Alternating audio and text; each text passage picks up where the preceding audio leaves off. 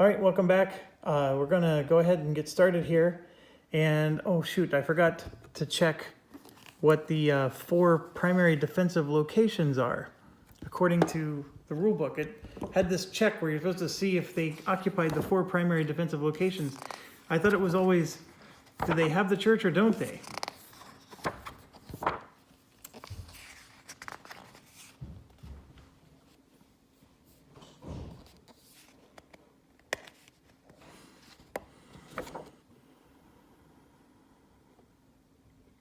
Well, it'll come up eventually. So I'm not going to waste your time on that. Let's get started. We do step 1, which is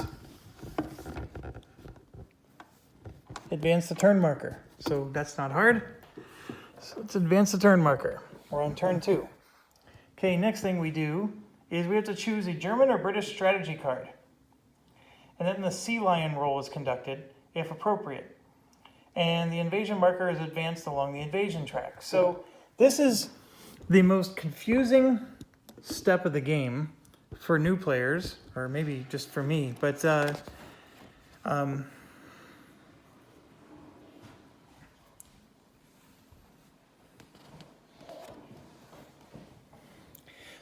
the first thing you have to do is you have to decide, are we drawing a British or a German strategy event card?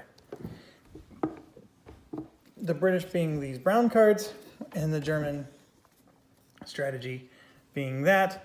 And then don't mind that German that just stuck his thumb in the video. You would draw the top card from the event, and then we have to do whatever it says. So then we do a sea lion roll, and you have to read it really carefully, but it says roll a red and a blue die, okay? If the British strategy card was drawn, you add the sea lion modifier to the red die. If the German strategy card was drawn, then you add it to the blue die. Okay, so what is the sea lion modifier? That's the first question. So if the modified value, so the sea lion modifier is the invasion number. Well, is it? It should say.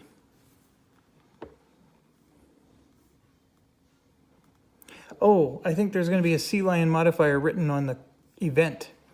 It's going to be part of the event. Never mind.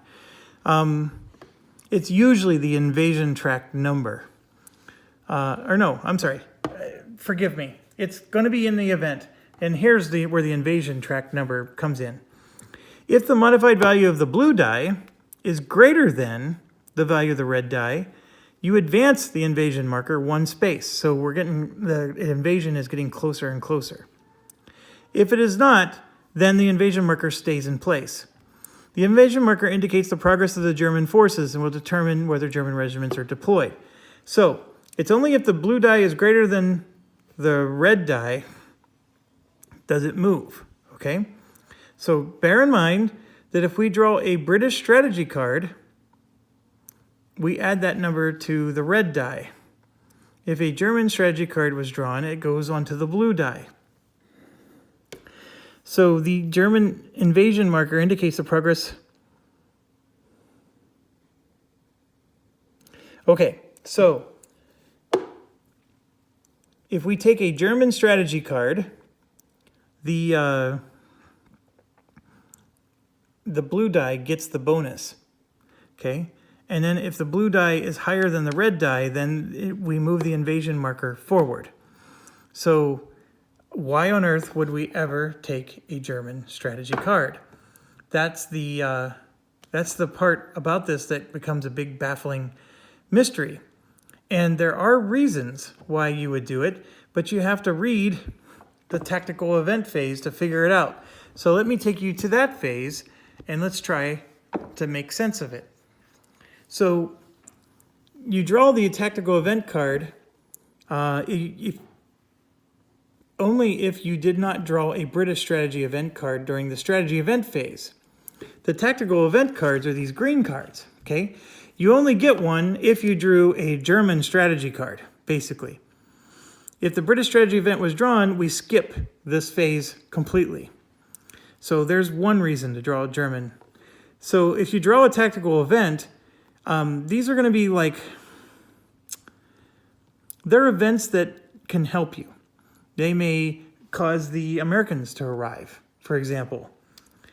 Things like that. So you can actually get those from the tactical event cards. But these tactical event cards don't go into play immediately. You actually have to roll dice and see if they, they'll sit in a queue. They don't, if you fail your die roll, they don't go away, but it's always going to be there till next turn for you to try to do. So during deploying a tactical event, once chosen, a tactical event is said to be activated, but it must still be deployed. Okay, that's the official terms. You may try to deploy it immediately or retain it and deploy it in a later turn. To deploy a tactical event, look at the modifier, look at the tactical event's deployment number, then the current deployment modifier. The modifier is on the map board in the green or red shading on the row containing the invasion marker. Okay, so these numbers are a little hard to see, but you can see here it's a -2.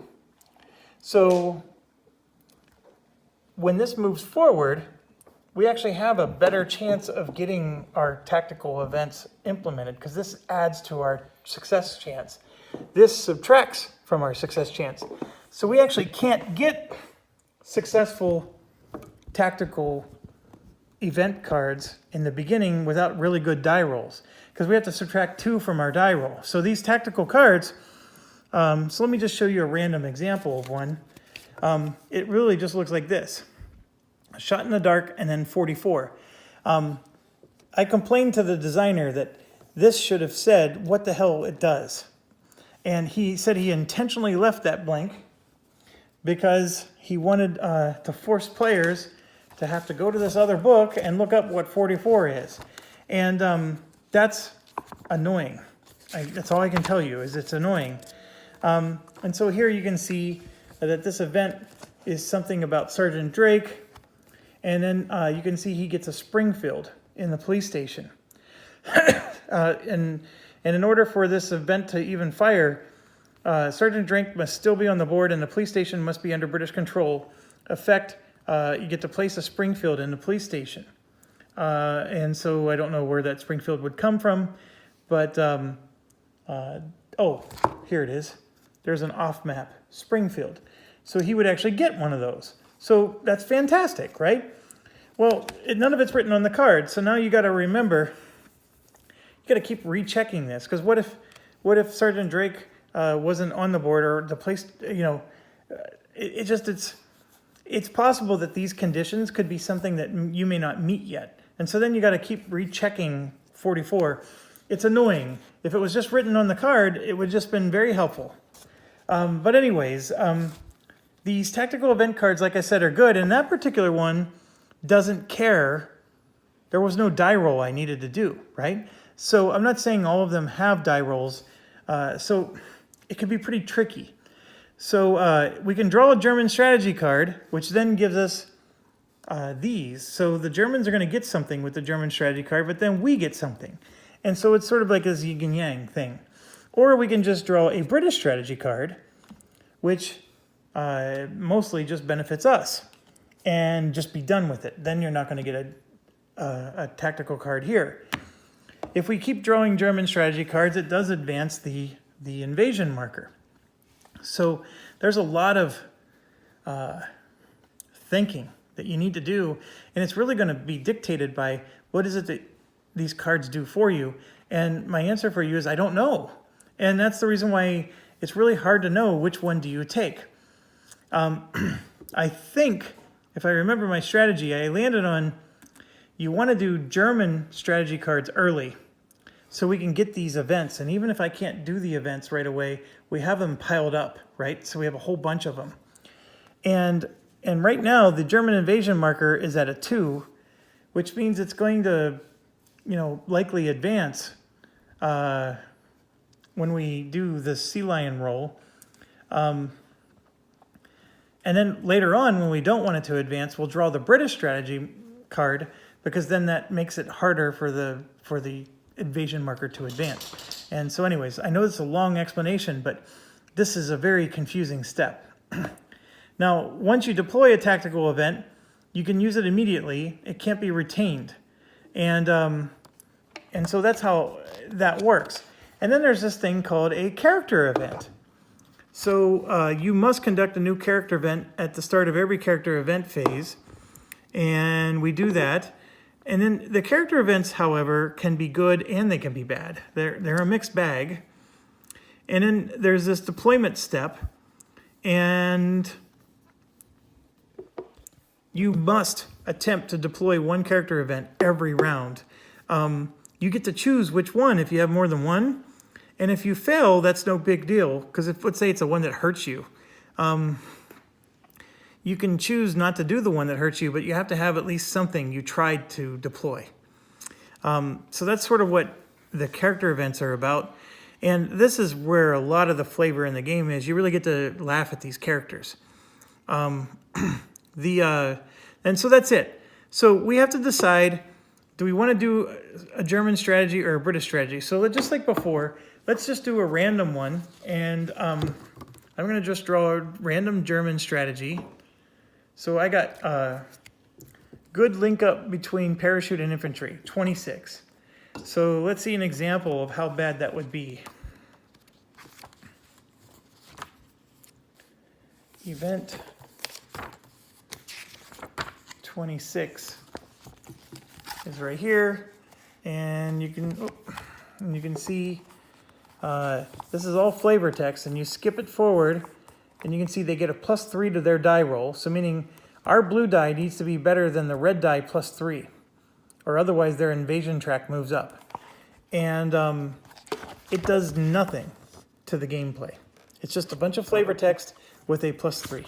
That's all the German strategy card did, which is fine. I mean, but that means that the invasion marker is very likely going to move forward, okay?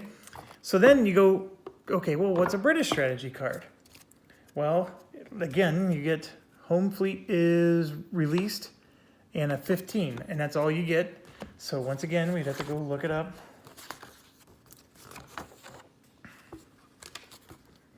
So this one is home fleet is released, and it's got a lot of flavor text, and then it's just a +3.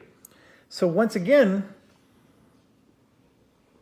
all it does is advance the invasion marker, or we get to prevent the invasion marker. As you may have noticed, the stuff that benefits us is in these cards. So you want these cards. So I'm landing on, we want to start with German strategy cards. And then let's try our luck, right? And as that invasion marker moves up, right now it's on 2, once it moves up, maybe we need to stop. Now here's one reason why you don't want that invasion marker to go up. If you remember this chart right here, the 7th Flieger Corps are now invading us, but as soon as that invasion marker gets to 4, the 5th Light Infantry joins. Then when it's a 6, it's the 1st. Then you can see mechanized and then tanks. So as that invasion marker goes up, we're getting worse and worse stuff coming at us. So it's a very tough stretch. So you may want to just draw British strategy cards the entire game and then prevent that invasion marker from ever moving up. But then you also never get good items, like the Springfield or whatever. So what I'm thinking is I want to press my luck till maybe around 4, and then I want to stop and then let it go up the harder way from there, because then we still have one more light infantry that we can hit as bad luck happens. But then, you know, we're going to at least keep these tanks out of the game most of the time. So I know that was long, but I'm going with the German strategy card. And I also wanted to help you guys to understand that there's some deep strategy here of which way is the right way to go. And this is the way I play this game, and I don't know if it's the best way, but I'm going to officially draw a German strategy card, which will then allow me to draw a tactical event card. So that's what we're going to do, and I'm sticking to it. So I get 23, Minefield Screen Landing Force. So let's go see what that is.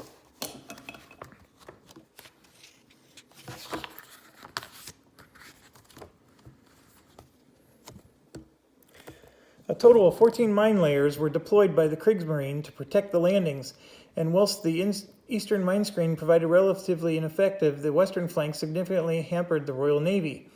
At 7:29 hours, the 20th and 22nd destroyer flotillas of Portsmouth Command attempted to intercept the landing force, but within 20 minutes of the first contact, HMS Esk and Skate had been sunk by mines, while the Dutch cruiser Jacob van Heemskerk had also been disabled. +2. So they get a +2 to their red die, and we have the blue die. So +2, and we got lucky as all get out. Whee! All right, so we survived, even with them getting a +2.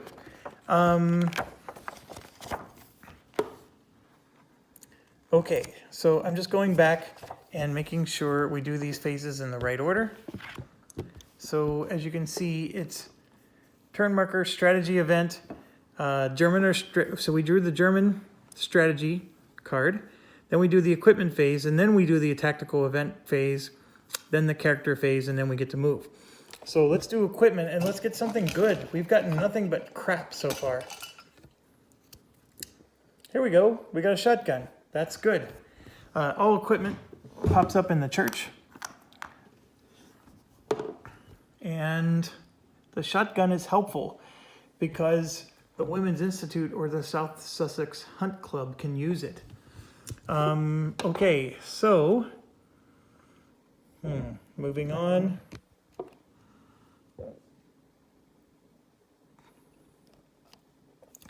Yeah, so now we are on the tactical event phase. So let's draw our tactical card. And I think I liked it better when I had the camera like this. So we have 45 Baker Sugar. BS, I think is what that stands for. Let's find out. Okay, event 45.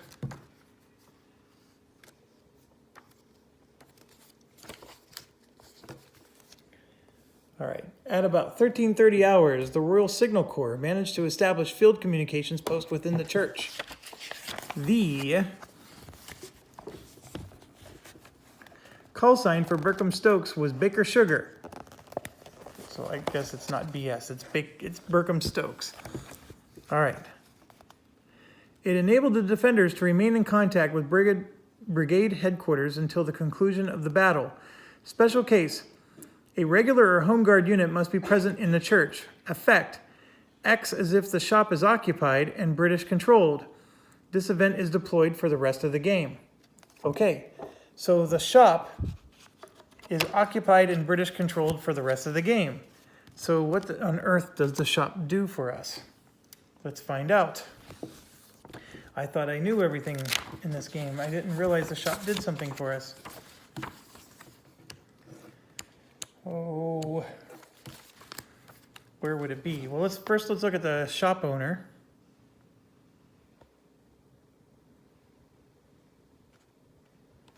Nope, she doesn't do anything.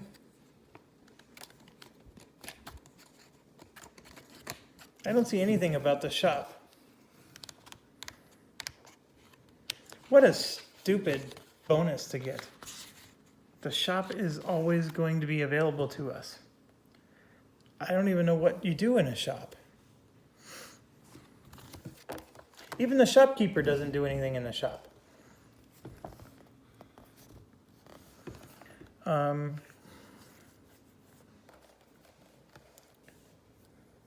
Okay, so one thing I forgot to do is we should have checked for the chaplain check, I believe. Yeah, he can hunt for the chaplain. But we have to find out what phase he gets to do that. Sergeant Drake. I'm half tempted to write on my player guide because I'm annoyed with having to look this up every time to figure out what phase they can do their ability. Oh, where are you, Sergeant Drake? Why can't I see you? He's not even on here.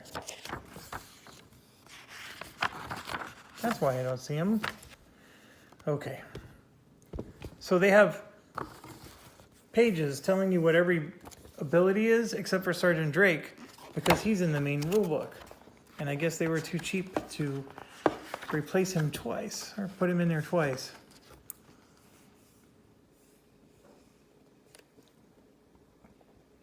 During the British movement phase. Okay, there was no movement phase in turn 1, so we're okay there.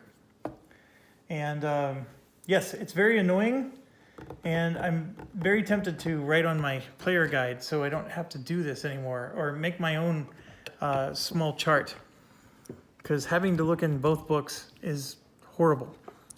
Okay, so that tactical event phase was probably the most useless tactical event ever, so we'll cross that off.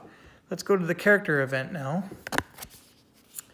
And we have one that involves Betty Tanner, 92. Betty Tanner, by the way, was the barmaid who just got wounded. So let's see what she's up to. This one's for Harold. Betty Tanner became a formidable symbol of the village's defense, leading the fierce fighting in and around the Black Bull Tavern. A former Communist Party activist in London's East End, she proved an accomplished street fighter. Tanner was their Victoria, their Boudica, Berkham Stokes, Joan of Arc, Clarence E. Pitts, the village that would not die. Okay, blah, blah, blah. Effect. For the remainder of the module, roll 2d6 twice rather than once for all British close combat attacks involving Tanner. Also, move Betty Tanner one space to the left on the chaplain track. Basically, Betty Tanner, she must be in the pub, she is, and she moves one left on the chaplain track. So here's what that means. So everybody is a person of interest. So they're all here. And since we got the Betty Tanner one, and she's an awesome fighter, what they're saying is she's in good standing and she cannot be the chaplain. That's what that's saying. So we got an event that ruled her out. She's not, so it's a little bit like Clue. We now know that she is not a traitor. Okay? So that's how that works. And we get to roll 2d6 for the rest of the game now. One thing that's annoying is, how do I track that? I have to just remember. And so that is an annoying part of the game, is I have to remember that. I can always keep this card out, but if you'll notice, it doesn't say on the card anywhere. So I still have to remember. But we met the special condition for that, and of course we're going to activate that one as well. So we don't have to worry there. So now it's the British movement phase. The village defenders get to move. So who's going to move? I want to... I want to do...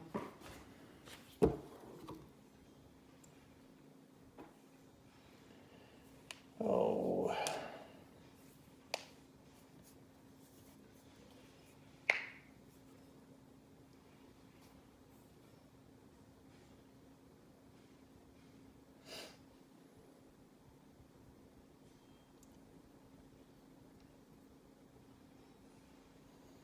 Sorry, I'm still thinking.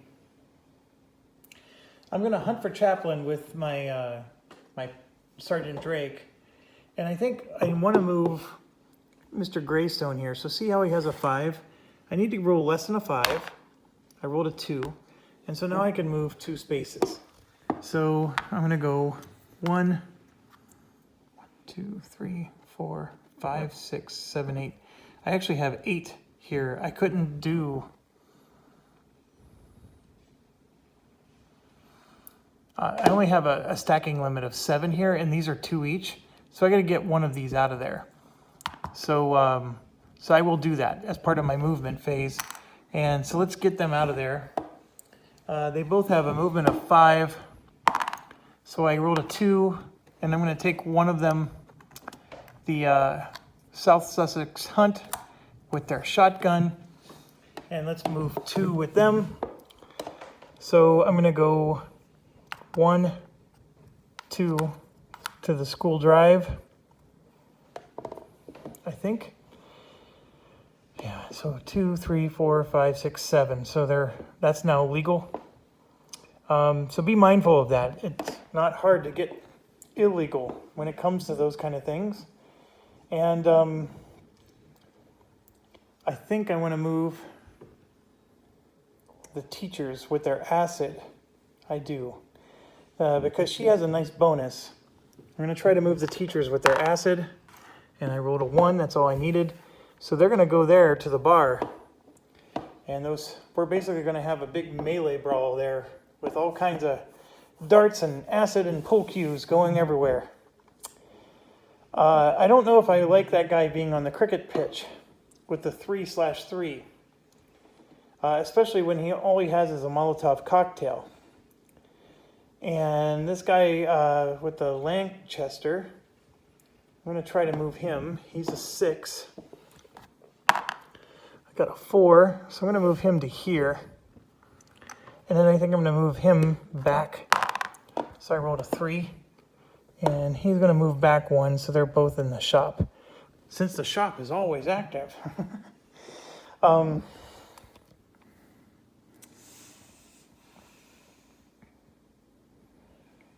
So I'm trying to move the doctor up to heal those guys. That's what I'm trying to do with the doctor.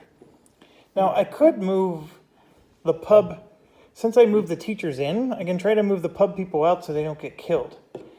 But I'm not going to do that. I think I'm fine.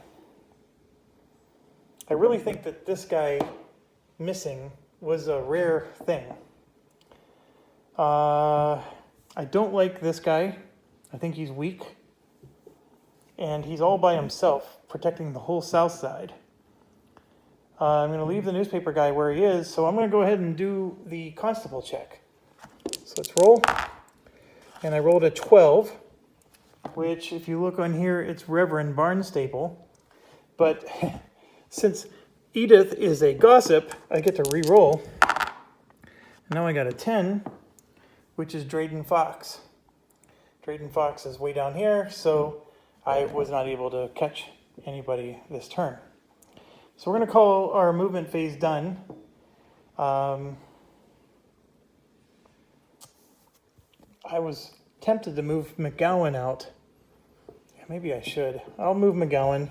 I rolled a 5, so he's going to go 1, 2, and he's just going to help defend this area, because that area I'm a little concerned about.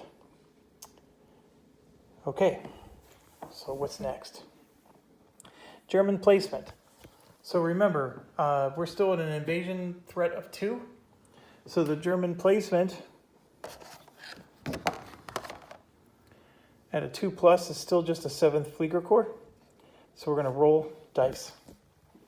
So I rolled a 7. So the 7 in turn 1 through 3, or on turn 2, a 7 puts us here, which means they're coming from the west. So once again, they're coming from the west. They're coming from position 4, which is exactly where they already are. So they're reinforcing the same area. And then how many of them? We have to roll to figure out how many. We rolled a 6.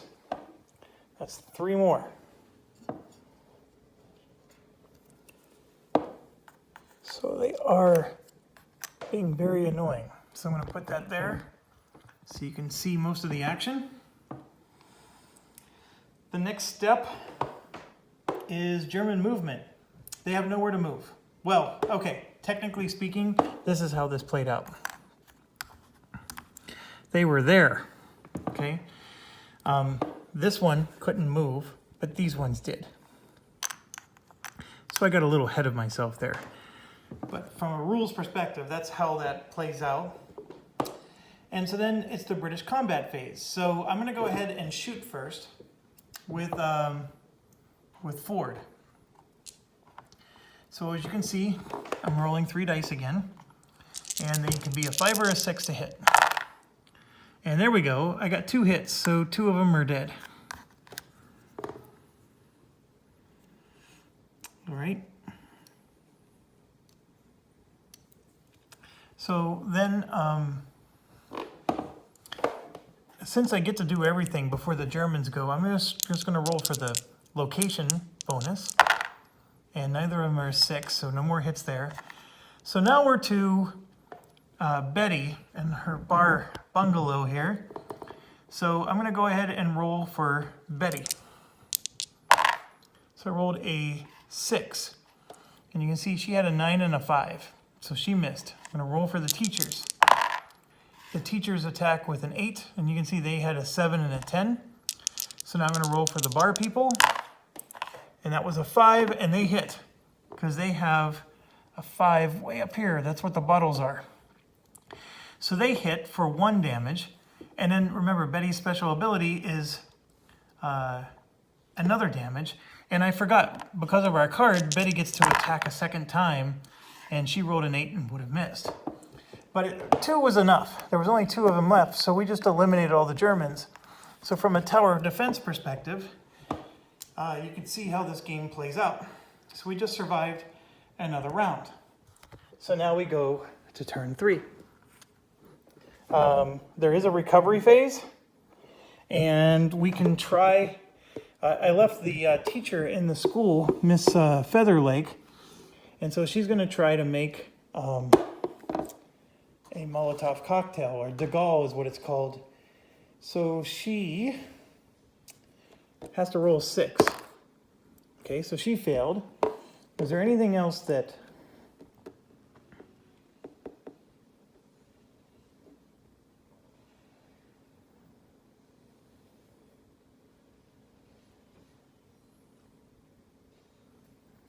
I'm just looking at all the special abilities of all the people to see if there's anything else we can get. And the answer is no.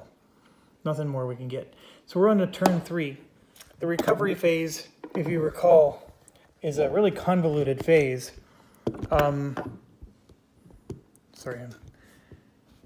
my table was sort of in the way of this camera. The recovery phase is very convoluted. So let's figure out, when do I have to give a rip about the recovery phase?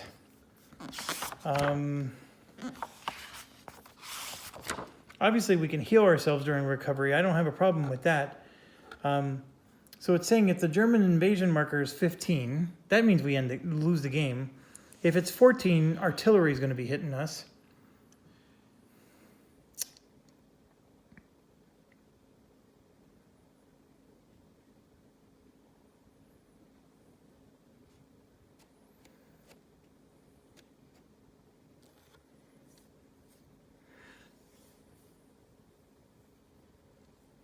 Okay, I think we're good there.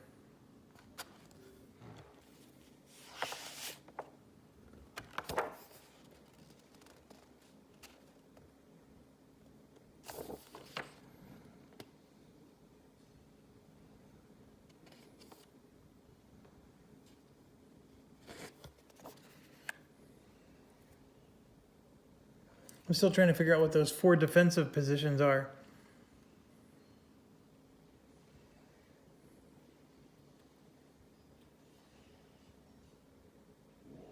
It says, the module also ends if the German unit or control marker occupies all 4 of the designated primary defensive locations by the end of turn 8.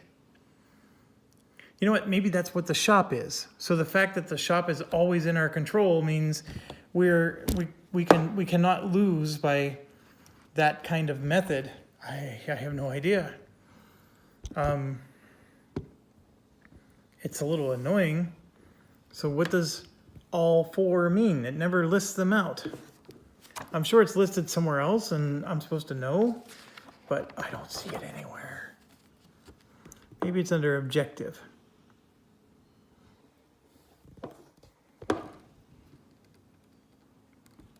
The secondary offense objective is the German forces occupy all 4 primary defenses locations ended by turn 8. All 4 of what?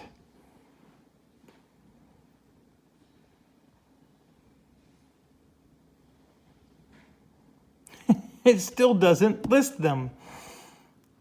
There's a main defense objective and a secondary. Oh, come on. What are the 4? designated locations.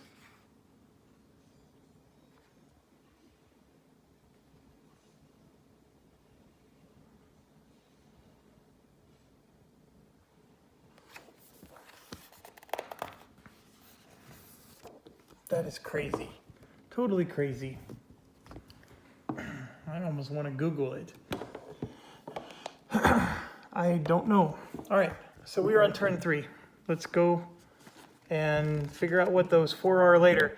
So if I were to guess, I'm going to say the surgery, the police station, the shop, and the school. You know, one in each of the 4 directions. Or maybe the bank instead of the surgery. So the bank, the garage, or no, the police station, the shop, and I would say the school. Those would be the 4 secondary locations. But where on earth it says that, I have no idea. It keeps saying your four primary defense locations by the end of turn 8. But it never says what my defense locations actually are. I'm looking at this other book because sometimes it has stuff in it and it doesn't.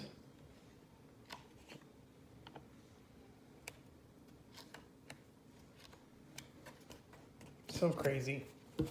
Crazy, crazy game. Okay, all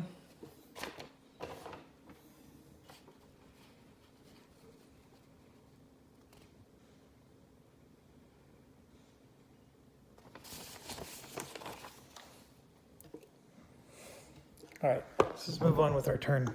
Sorry about that. It's bothering me so much. I will do it between videos. Okay, so we are at strategy again. I'm going to do a German strategy again, which means I'm going to get a tactical card. And we're going to draw an item, which I'm going to keep out of my view. Oh, here we go. I can just keep it upside down. So there's what we're going to do. We're going to do this for step 2. Step 3 is going to be revealing that. Step 4 is that. And then step 5 is that. So that'll get us all the way to the British movement phase. So let's go ahead and get started. So we're going to do the German strategy first. Minesweeping effective, 25. So once again, they're going to get a nice little bonus.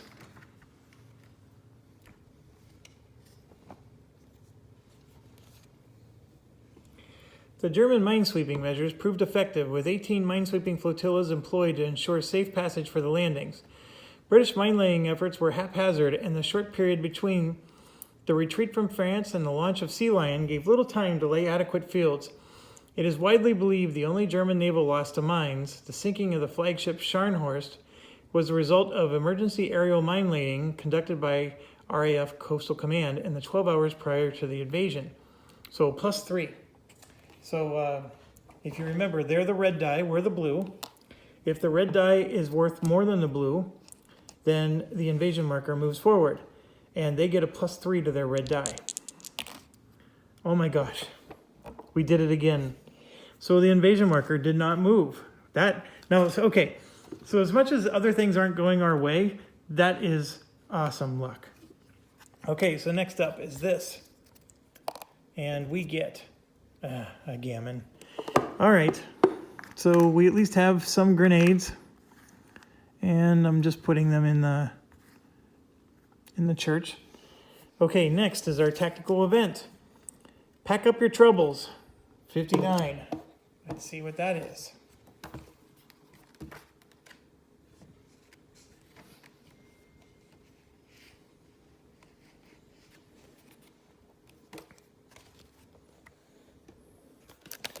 At 15:30 hours, the ranking German commander, Oberlieutenant Karl Kranz, ordered his troops to stop firing and, carrying a white flag, approach the church in an attempt to negotiate the surrender of the British forces.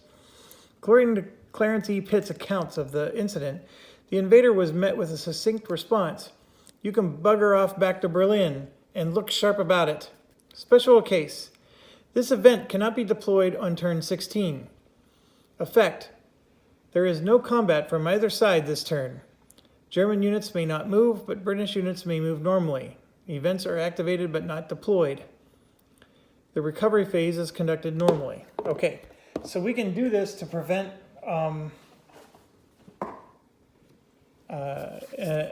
any attacks for one turn. So what I'm going to do is I'm going to save that one. That one sounds like a nice one to use later. So the ones we haven't used, I'm going to put off to the side. The ones we have used, I'm sort of just throwing on the board here.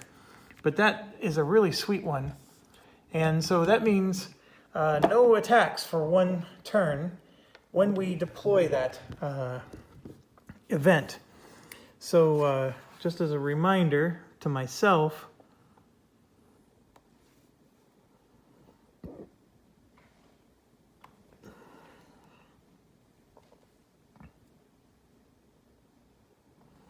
okay, yeah, we can attempt to deploy character events. You must use one. The tactical events, it says you may only ever attempt to deploy one tactical event in any one turn. You may, however, have more than one in play at any time. So that's fine. Like we got that shop one there. And once deployed, a tactical event must be used immediately.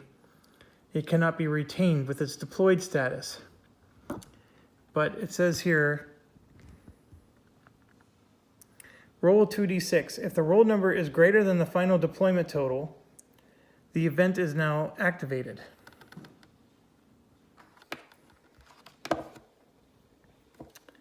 So, hold on a second. This one was 59. Okay, that one is an 8. The other one was... Okay, the Baker Sugar was a 6. So we needed to roll better than a 6, or Baker Sugar didn't actually happen. All right, so that was for last turn. Baker Sugar is in place.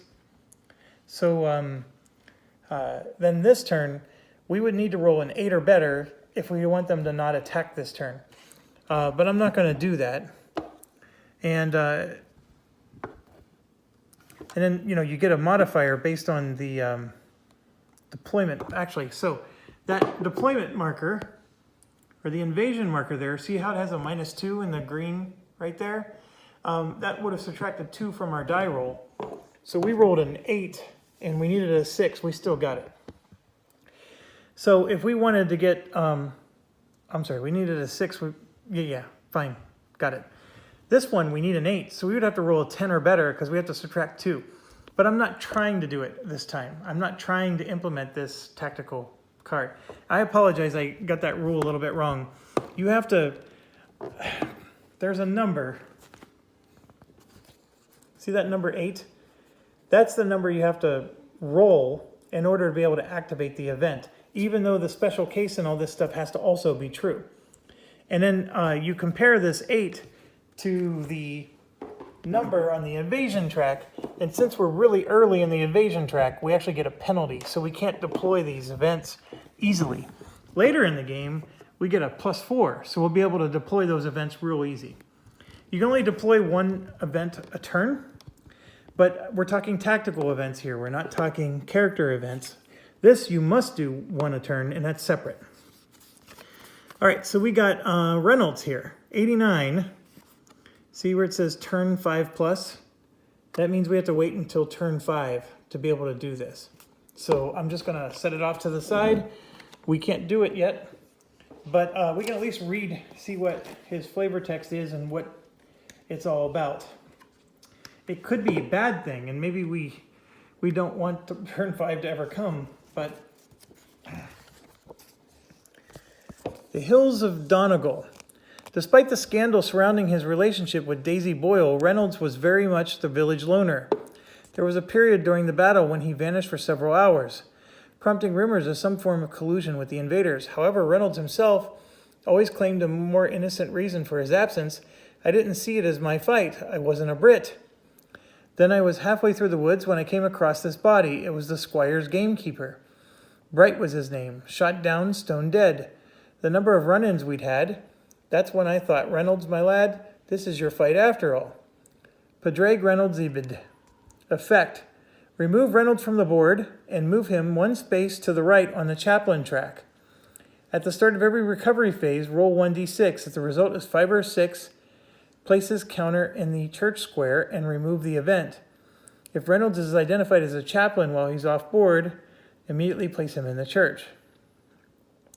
This event cannot be deployed while Reynolds is in the square with Daisy Woods or before turns 5. So this is actually very bad for us. We would lose him for an indeterminate amount of time, and then he's actually going to be eligible.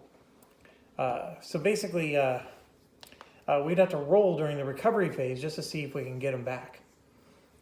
So not liking that one, but remember, we have to play one every round. So let's just hope that during turn 5, we get a better one. So that one just sits in our queue. Okay, heading back. It is German movement, or our movement phase for us. So first thing I know I'm going to do is I'm going to move that doctor. So the doctor has a movement of 5, and I rolled a 1, which doesn't help because he only moves 1 space.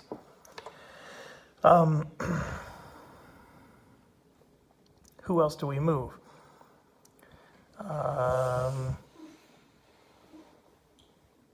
I'm looking around.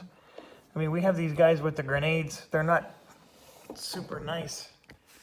But we can at least move them out with the grenades for now. Sure. I'm going to move 1 north and 1 south. So the first one doesn't move because he had a roll of 5 or lower. Second one with a move of 4.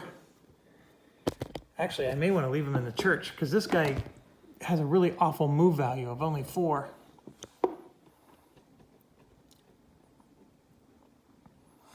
But I'm going to go ahead and move him to the surgery so he can just help defend from there. I'm leaving that guy in the shop because he doesn't really have any weapons yet.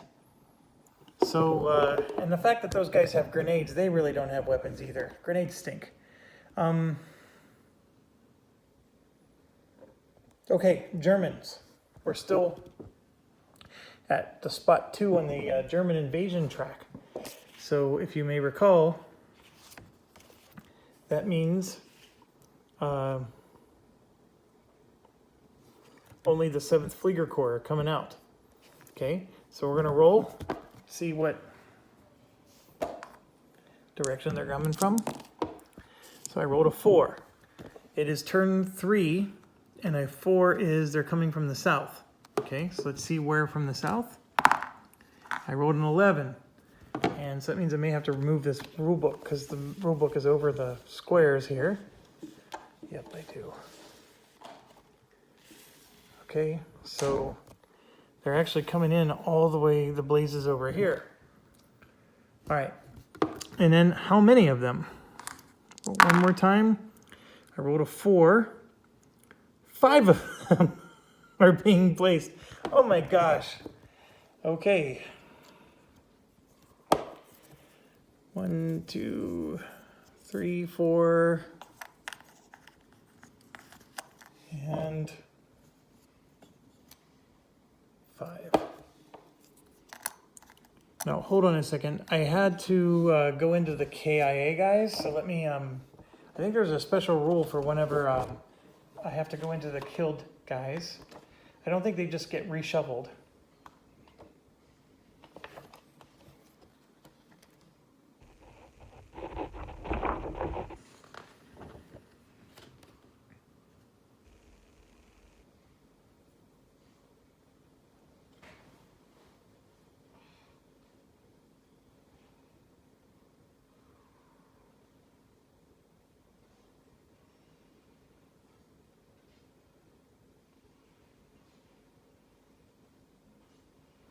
So there's no stacking restrictions for German units.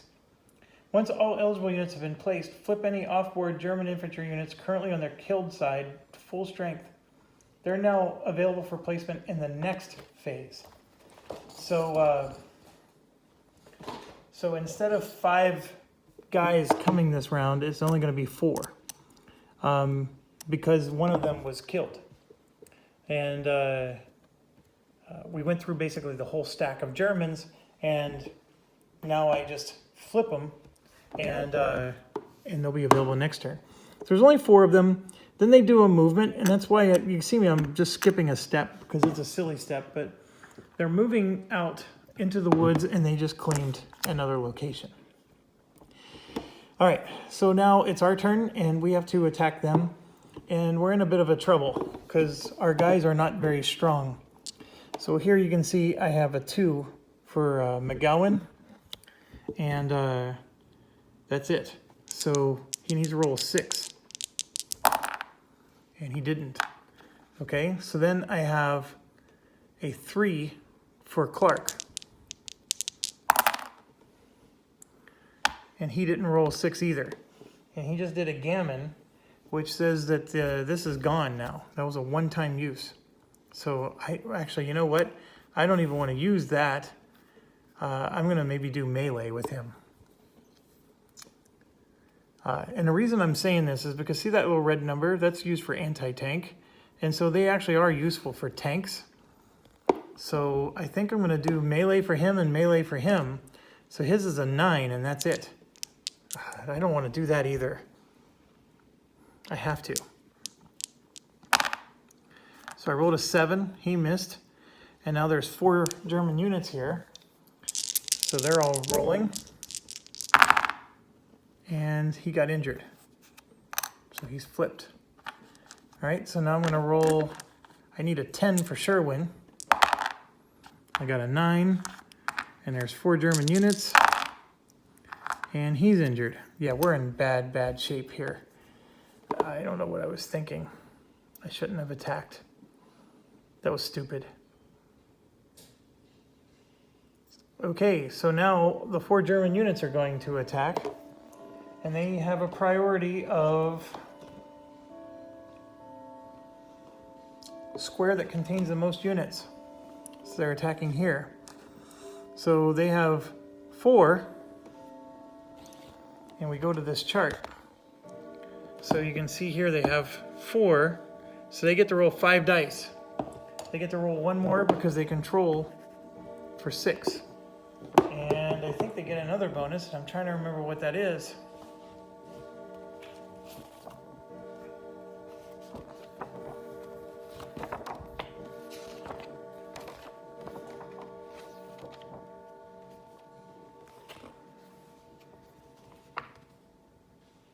Oh, their terrain modifier. But before they go, we actually got a 1 for our ranged attack. And we missed. We're just playing awful. All right, so they got 5 dice. 5 dice because of how many of them there are. They get 1 more because of this. And then since they're attacking here, there's a terrain modifier of 1. So they get yet another 1. So they're rolling a lot of dice. And they missed. We got super duper lucky. All right, so it's about time. We sort of got a little unlucky with the other attacks, but that's okay. So we are now moving to recovery. And once again, there's really nothing we can do. So we move to turn 4. All right, so we start off with, I'm trying to look at the phases here again.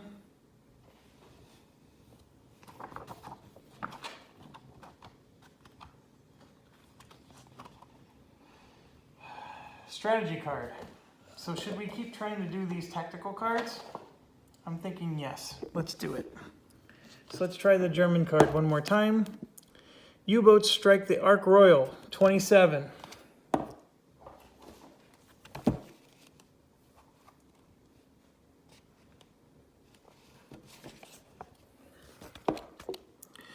On the evening of June 8th, Winston Churchill finally consented to allow the carriers Ark Royal and Furious with escorts to leave the berths at Scapa Flow and sortie south to provide supplementary air support for the battle over the beachhead. At 9:08 hours the following morning, Ark Royal was struck on the starboard bow by 3 torpedoes fired by U-25, commanded by Heinz Beydoun. She sank in under 40 minutes. Furious was ordered to immediately return to Scapa Flow, and Churchill issued his infamous order to Admiral Sir Dudley Pound to make contingencies to transfer the capital ships of the home fleet to secure temporary anchorage within United States territorial waters. So they get a +4 for that. That's not a nice one. All right, so they're going to get a +4. We've gotten super lucky, so if we fail this, it's our time is due. We actually rolled really well, but they get a +4, so they're at 5, so they actually move it up to here, which means that our events are going to be easier to trigger. So now we roll, take from the cup. We're in the equipment phase. Oh, come on. We're just drawing awful stuff. I promise you, there are wonderful things in here. There's the Lee Enfield. There's this Thompson, which has a 3 on it, for Pete's sakes. And then there's even the Bren, which has a 4 on it, for goodness sakes. There's even these weapons that need to be manned by 2 people, but they're still awesome. Oh, come on. I mean, we're having the worst luck in that department. Let's see our tactical card. Comrade Tanner's Legacy, 43.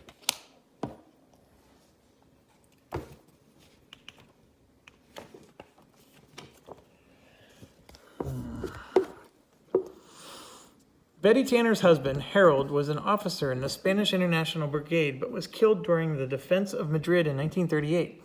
His colleagues returned his effects, including a Mauser pistol taken from the nationalist assassin tackled by Tanner during an attempt on his life.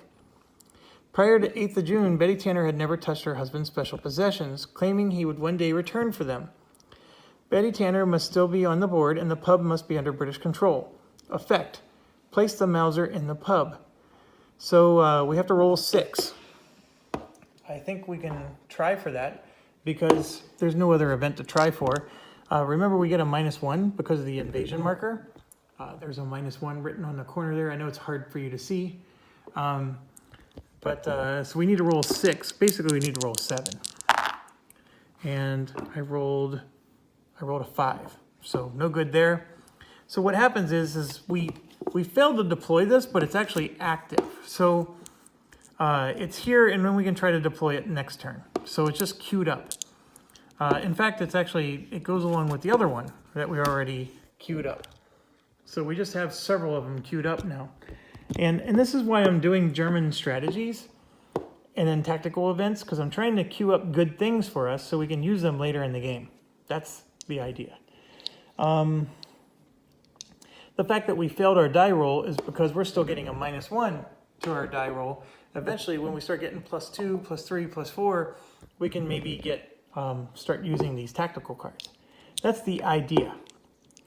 When I lose miserably, I'm going to tell you I should never have listened to you.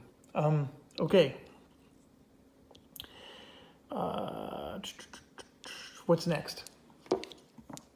The character card. So let's do that. We are on turn 4. 69. This one looks like a good one. All right, let's go. When you see a spigot on the picture, that's always good.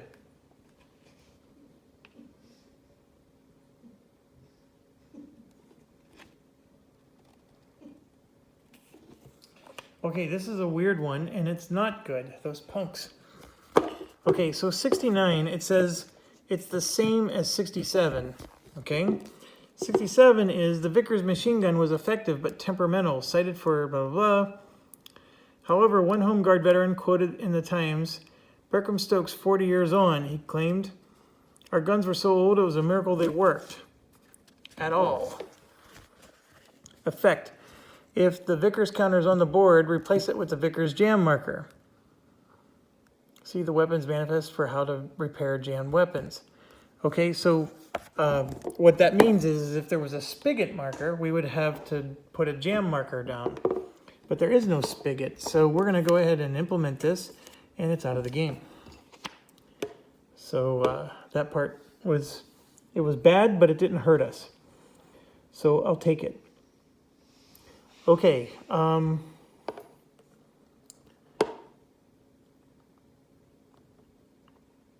we have to do movement, and we are in a world of hurt here. And I think what I want to get is I want to get my guy with the shotgun over so we can prevent them from moving. And so I need to start getting some fire on these and killing them. And then we need to get our wounded to surgery. One of them's already in surgery, so that part's good. And then, of course, we need to get our doctor back to surgery. So we'll do that as well. But I think the doctor is still trying to heal them up there, and it's just taking him forever to get across town. I'm going to do all those things, but my battery is almost dead, and I'm at an hour. So I'm going to go ahead and stop and start uploading video, and I will see you guys in a few hours.